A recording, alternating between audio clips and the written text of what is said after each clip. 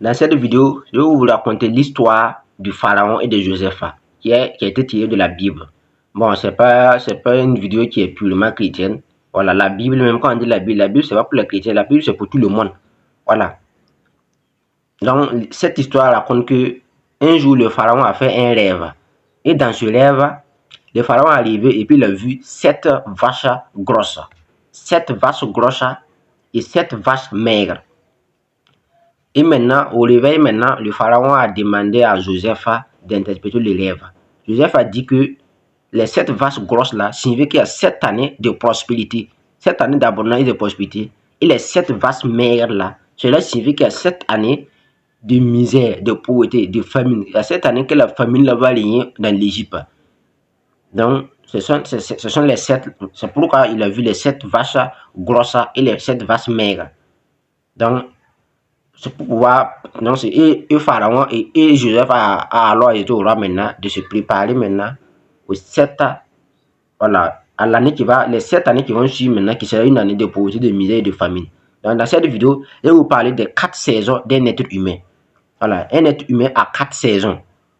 Donc si vous venez de me découvrir, moi c'est Adama Sawaro. Dans cette scène, je parle du business, je parle également de l'intelligence financière et de la technologie. Si une thématique vous intéresse, est-ce que vous êtes au bon endroit? N'oubliez pas d'activer la cloche de notification pour un peu plus des éventuelles vidéos que je partage sur la chaîne. Comme je le disais au début de la vidéo, nous allons parler des 4 saisons d'un homme. Et comme j'ai pris l'exemple de l'histoire de Joseph et de David, de Joseph et du pharaon. Donc la première saison dans la vie d'un homme est la saison du vide. La saison du vide, c'est une saison qu'on appelle saison du désert. Une saison que tu vas réellement souffrir, que tu vas réellement galérer. C'est une saison qu'il faut être vraiment fort. Il faut avoir un mental d'acier pour pouvoir supporter cette saison. Parce que si tu n'es pas fort mentalement et émotionnellement pour pouvoir supporter cette saison, à un certain moment, tu vas croire que Dieu t'a oublié. Ou bien que Dieu t'a abandonné. C'est pourquoi beaucoup de personnes, à cette saison, ils n'ont pas pu supporter la saison. Donc la saison a été intense et il n'a pas pu supporter et douloureux. Donc, et puis il s'est retourné maintenant à aller sur voir des marabouts, mais des féticheurs pour pouvoir pratiquer des rites ou des cultes maléfiques ou diaboliques ou sataniques. Tout ça, c'est parce que la personne, à ce moment, il a craqué dans la saison du vide. Puisque c'est une saison qui est très turbulente. C'est une saison que tout ton business même va chuter. Ta santé physique même est menacée. Ta santé mentale est menacée. C'est une saison que tout le monde va te lâcher. C'est une saison même que ta propre femme peut te lâcher. Ta femme même qui te disait mon chéri, mon amour, je t'aime, je peux pas vivre sans toi. Ta femme même peut te lâcher. Donc si tu n'as pas un mental fort, tu peux te suicider à cause de ça.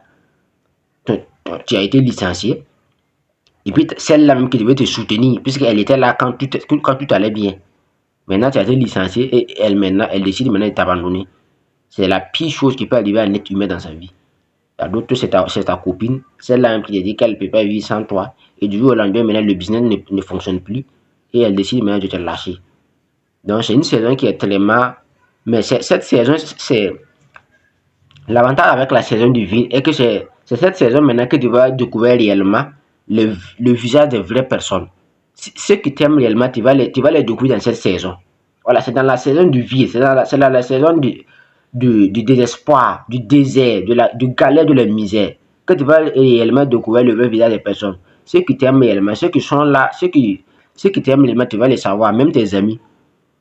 Les amis qui sont réellement tes vrais amis, tu vas les savoir. Les faux amis aussi vont disparaître. Même ta copine, c'est la même chose. Si elle était vraiment quelqu'un qui est matérialiste seulement, elle va s'en aller. Même ta pauvre femme va s'en aller. Même les membres de ta famille, même, les gens qui ont un esprit, voilà. Il y a des gens aussi de ta famille qui sont comme ça. Si tu as l'argent seulement, il t'appelle membre de famille ou un cousin, cousine, ouais, grand frère, petit frère. Ce sont des gens qui sont comme ça. Voilà, ce sont des gens qui sont très matérialistes. Dans la famille illégale, ceux qui sont liés, ce sont les ennemis qui suivent. Maintenant, les gens qui sont pour, ils s'en foutent dessus. D'ailleurs, même, ils les insultent. Qui disent qu'ils n'ont rien. Que d'ailleurs, bon. Je vais aller sur lui faire quoi. Maintenant, quand il m'a un pauvre type comme ça. Moi, je n'ai pas le temps. Il y a des gens qui sont comme ça. Donc, la saison du vide, du désert va t'enseigner ça. De pouvoir faire la part des choses. De pouvoir savoir que tout le monde n'est pas tes amis. Tous les membres de ta famille n'est pas réellement tes membres de ta famille. Parce qu'il y a d'autres qui sont des gens qui sont, voilà, qui ont un esprit mauvais. La saison du vide va t'enseigner même que même les membres de tes amis, les membres de ton quartier. Donc, c'est une saison qui est vraiment voilà, qui est vraiment douloureux, turbulent, mais la bonne nouvelle est que ça en vaut vraiment la peine de travailler cette saison. Et maintenant, on rentre dans la deuxième saison d'un être humain. Il y a la saison maintenant de la richesse. C'est dans cette saison maintenant que les choses maintenant vont repartir à la hausse. Dans cette saison que le business va exploser. Dans cette saison maintenant que les contrats, les grands contrats vont venir. Les clients importants vont venir de l'est à l'ouest, du nord au sud. Dans cette saison maintenant que tu vas repartir avec une énergie extrêmement puissante. Dans cette saison maintenant, l'argent va couler à flot. Mais cette saison est très dangereuse. Si tu ne fais pas très attention à cette saison, ça va te détruire. Parce que quand l'argent commence à venir, quand le business commence à exploser, quand les grands contrats commencent à venir et tu n'es pas charge avec les signes de la vie, et puis tout le monde devient tes amis. Quand tu étais dans la saison du vide ou le désespoir, personne ne venait chez toi, personne ne t'appelait, personne ne voulait prendre tes nouvelles. Maintenant que tu es dans la saison de la richesse et l'argent commence à couler à flot, la richesse commence à descendre comme l'eau de la pluie. Et maintenant, comme tu n'es pas chargé, maintenant tout le monde devient tes amis. Tout le monde devient même ta famille. Tout le monde devient tes copains. Ou tous les filles deviennent tes copines. Cette saison, ça peut te détruire. Voilà, l'argent peut te détruire. Donc, il faut faire très attention avec la saison d'Alicia. Parce que c'est une saison qui est extrêmement... Tu dois être sage dans la saison d'Alicia. Il ne faut jamais vouloir côtoyer avec tout le monde quand tu es dans la saison d'Alicia. Parce que en réalité, tout le monde ne vient pas pour toi. Sur 100 personnes, les 80 viennent uniquement pour la possession financière ou matérielle que tu as. Ce sont les 20 personnes seulement qui sont réellement avec toi. Non, les 80 qui sont autour de toi sont venus uniquement pour la saison, pour la richesse financière et matérielle que tu possèdes. Donc, tu dois faire très attention avec cette saison. Cette saison peut te détruire. Beaucoup de personnes ont détruit leur vie dans la saison de la richesse. On va prendre l'exemple des grands rappeurs. Bon, on peut prendre l'exemple de MC Hammer. C'est un rappeur américain qui a explosé du jour au lendemain. C'était avant Michael Jordan. Voilà, c'était avant Michael Jordan. Il a explosé avec... Puis son album valait comme 30 millions de dollars.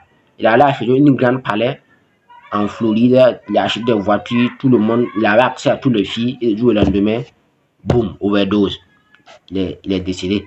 Même chose, c'est ce qui est arrivé à Michael Jordan. Michael Jackson plutôt. C'est pas Jordan, c'est Jackson. Jackson, il était exposé à 500 millions de dollars. Mais qu'est-ce qui s'est passé? Overdose. Il est mort pauvre et endetté à plus de 700 millions de dollars. Parce qu'il n'a pas su contrôler la saison de la richesse. C'est une saison qui est très dangereuse. Dès lors que l'argent commence à couler, dès que ton esprit n'est pas suffisamment travaillé pour recevoir de telles sommes, ça va te détruire.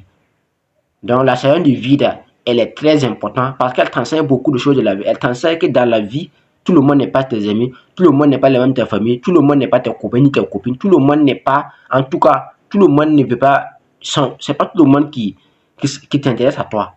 Maintenant, la saison de la richesse, maintenant, elle est dangereuse parce qu'elle peut te détruire. Dès lors que tu ne contournes pas l'argent, tu commences à sortir de l'argent, tu dépenses l'argent au hasard avec tout le monde, en pensant que tout le monde est tes amis, ça peut te détruire. Donc, et la troisième saison maintenant, c'est la saison maintenant de la prospérité, de l'abondance et la prospérité. Il y a une différence de la saison de la richesse et la saison de l'abondance et la prospérité. La saison de l'abondance et la prospérité, c'est une saison maintenant qui tire des patrimoines. Voilà, des patrimoines colossaux. Mais pour pouvoir arriver à la troisième saison, il faut d'abord maîtriser la deuxième saison. Puisque la deuxième saison, c'est la saison de la richesse. C'est dans cette saison que le business va exploser. C'est dans cette saison que les grands contrats vont venir. Les clients importants vont venir de l'est à l'ouest, du nord au sud. Donc, et dès lors que tu arrives à maîtriser cette saison maintenant, tu passes directement à la troisième saison, qui est la saison de l'abondance et de la prospérité. C'est dans cette saison maintenant que tu vas construire des gratte-ciels, que tu vas construire des immeubles, que tu vas lancer c'est dans cette saison maintenant que tu vas avoir un patrimoine colossal. Tu vas acheter des jets privés, des yachts. Tous les milliardaires en dollars que vous connaissez, ils ont maîtrisé d'avoir la saison de la richesse avant de rentrer dans la saison de l'abondance et de la prospérité. Par l'exemple d'Aliko Dangote, actuellement, il a son propre jet privé et son propre yacht qui est au bord de la plage du Nigeria. Mais c'est parce qu'il a maîtrisé la saison de la richesse. Il n'a pas commencé à dépenser l'argent au hasard. Même les grands milliardaires en dollars que vous connaissez, la plupart se déplacent en leur propre jet privé.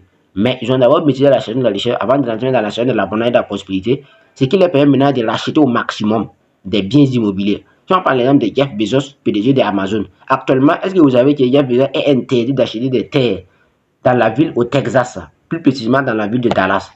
Parce que tellement il rachète au maximum des biens immobiliers, jusqu'à ce que même l'État même du Texas l'a interdit d'acheter des terres ou des appartements à l'intérieur du Texas. Donc, il est obligé d'aller dans d'autres États. Mais c'est pas grave. L'Amérique a 50 États. Donc, le Texas n'est qu'un minuscule de l'Amérique. Même s'il n'achète pas au Texas, il va aller ailleurs. Est-ce que vous savez que Donald Trump a des gratte-ciels à Dubaï? Est-ce que vous savez que Donald Trump a des terrains de golf en Arabie Saoudite? Oui, je vous dis, Trump a des terrains de golf en Arabie Saoudite. Trump a des gratte-ciels à Dubaï, en Turquie. Tout ça quoi? C'est parce que Trump est actuellement dans la saison maintenant de l'abondance et de la prospérité. Donc, ce qui lui permet maintenant d'accumuler au maximum des biens immobiliers. Bon, peu importe ce qu'il veut, il peut acheter, que ce soit des jets, des yachts, des gratte-ciels, des penthouse, tout. Il peut acheter parce qu'il est maintenant dans la saison maintenant de l'abondance et de la prospérité. Mais il a d'abord maîtrisé ou contrôlé la saison de la richesse. Quand l'argent commence à rentrer, il n'a pas pu pour demander l'argent au hasard. Et d'ailleurs, le papa de Trump, c'est un homme réellement que je salue depuis là où il est. Il est décédé naturellement, mais en tout cas, je le salue là où il est. Parce que c'est un homme qui est su préparé Trump mentalement, psychologiquement et physiquement à affronter la vie. Parce que Donald Trump, à l'âge de 13 ans, il était déjà à l'Académie militaire de New York. À 18 ans, Trump avait déjà 12 millions de dollars dans son compte en 1964. Vous pouvez aller vérifier la biographie de Donald Trump. À l'âge de 18 ans, un enfant de 18 ans qui a déjà 12 millions de dollars dans son compte, mais c'est parce qu'il avait déjà commencé à faire le business avec son père Flex Trump. Son père était un multimillionnaire. Voilà, donc son père a préparé mentalement l'enfant très tôt à aller sur le terrain, ce qui lui a permis d'avoir 12 millions de dollars dans son compte en 1964. Combien de francs ça va valoir 12 millions de dollars en 64? Donc, ce qui fait que, bon, naturellement, Trump, c'est une conséquence. Trump allait être forcément milliardaire. C'est une conséquence, pas parce qu'il a été de la richesse de son père, mais parce que non seulement il a été de la richesse financière, mais également de la richesse intellectuelle. Et je dirais même tout. Il a été tout de son père. Son père l'a formé très tôt à aller sur le business. Ce qu'il est en train de faire également avec son fils, Baron Trump, qui est actuellement 19 ans. Trump est baron également dans les affaires actuellement.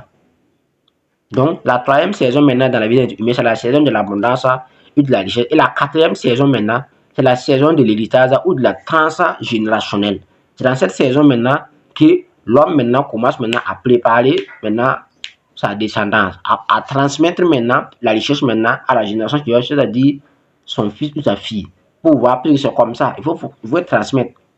Toutes les grandes familles riches que vous connaissez, il n'y a pas une famille riche qui a bâti sa richesse en 2025 ou en 2024. Ça n'existe pas. Il n'y a pas une famille riche qui a bâti sa richesse en 2010 ou en 2005. Ça n'existe pas. Il n'y a pas une famille riche qui a bâti sa richesse en 90 ou en 88. Ça n'existe pas. Ce sont des choses, c'est une richesse qui a été bâtie à l'époque.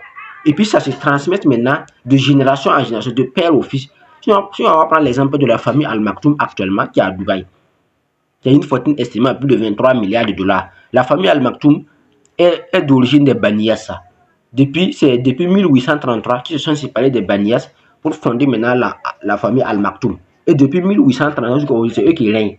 Et de 1833 à 2025, la richesse se transmet de père au fils, de père jusqu'à ce qu'on est actuellement avec le dirigeant actuellement qui est le Sheikh Mohammed bin Rashid Al Maktoum. Il y a son fils qui est déjà le prince héritier actuellement et ministre de la défense des pays émiratis, c'est Hamdan bin Mohammed Al Maktoum. Donc, son nom sur les réseaux sociaux, c'est Fadza que les gens appellent sur les réseaux sociaux. C'est la même chose, même en Arabie Saoudite, c'est comme ça. Si on prend l'exemple de la famille royale de l'Arabie Saoudite, actuellement, c'est le roi Salman. Salman Mohammed bin Aziz ou c'est quoi. Bon, en tout cas, c'est le roi Salman, mais le prince héritier, c'est Mohammed bin Salman, le prince actuellement qui est le prince de l'Arabie Saoudite. Donc, pareil même que la famille Salman, ce sont des descendants du prophète Mohammed sallallahu alayhi wa sallam. Donc, tout ça pour vous montrer que ce n'est pas une unité qui a été bâtie du jour au lendemain. C'est une unité qui a été bâtie de façon ascendante, depuis le lié, peut-être même jusqu'à la 10e génération. Donc, c'est pourquoi, dans la vie d'un être humain, il y a la quatrième saison maintenant, qui est la saison maintenant de la transgénération. C'est cette saison maintenant que l'être humain transmet maintenant sa richesse maintenant à à la génération qui va suivre. Exemple de la famille Rockefeller.